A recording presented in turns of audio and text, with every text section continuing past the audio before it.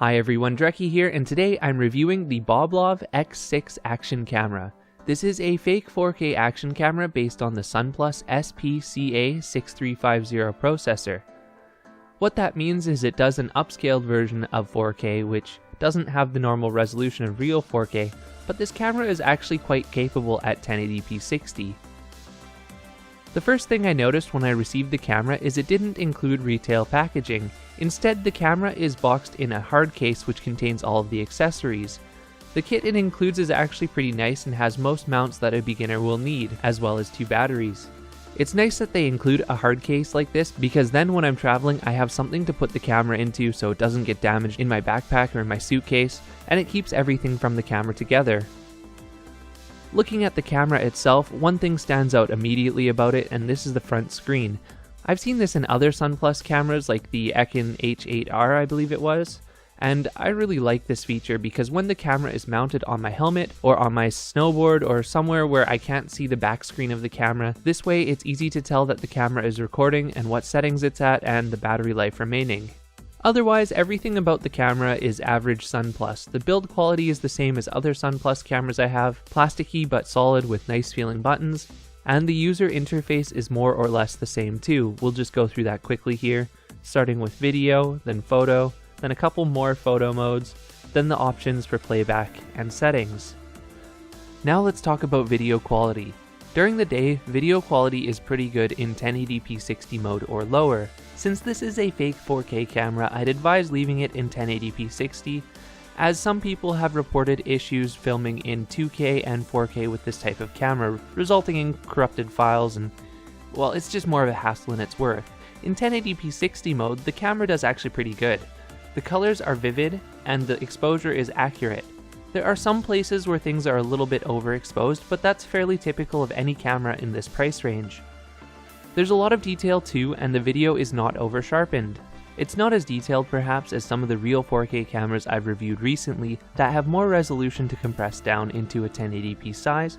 However, I think the difference isn't great enough that most people will notice or care. The one notable feature that is missing from this camera is Gyro Stabilization. Anti-shake stabilization is such a valuable feature, especially in cheaper cameras, that to me that is the biggest downside of this camera.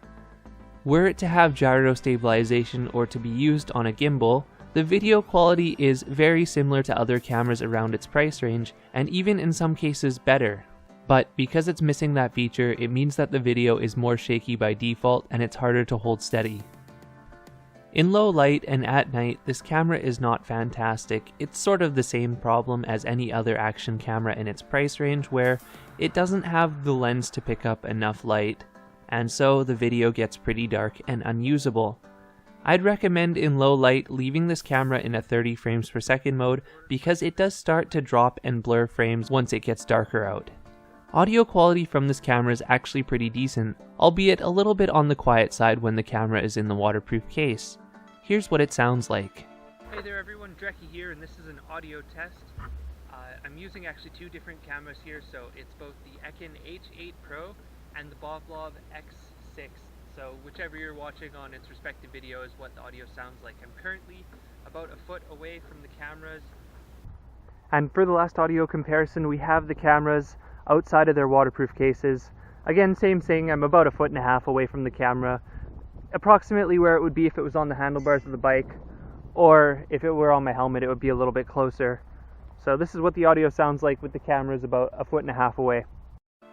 The audio quality when this camera's in the waterproof case is quite quiet until it is boosted. However, once boosted, it is a little bit better than some of the other cameras in its price range.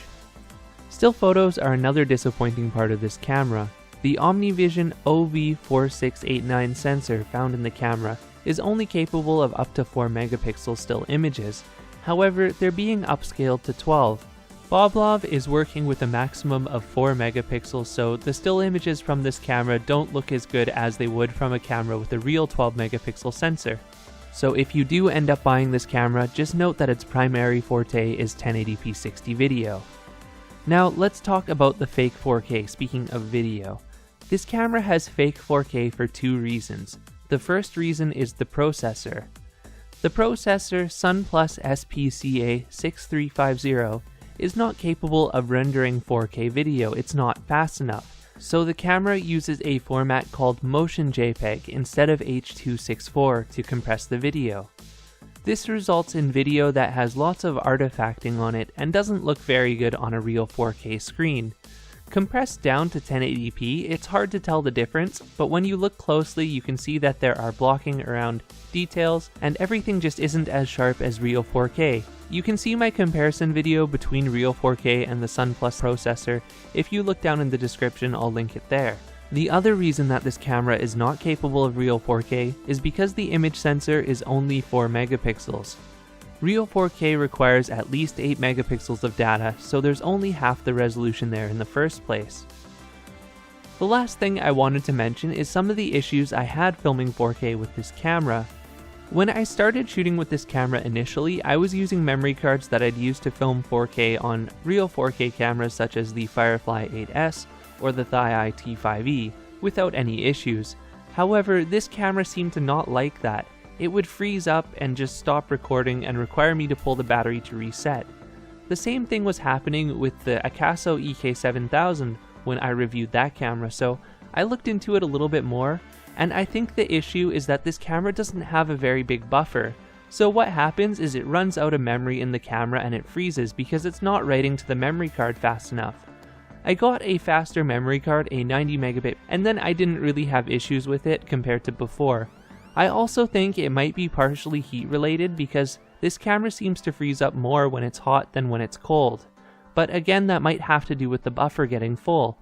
Speaking of the Akaso EK7000, this camera is more or less the same thing with the same technical limitations and the same video quality. The difference between this camera and the Akaso is that this one has the front screen, which I do like a lot, and it also comes with a hard case instead of retail packaging. If the two cameras are found at the same price, I would recommend going for this one over the Akaso, because I've seen the seller of this camera participating on Dashcam Talk and asking for suggestions in order to improve their firmware and tweak the video quality, whereas the seller of the Akaso included a slip that said, "Please give us a 5-star review and we'll give you a free gift," which I thought was super slimy.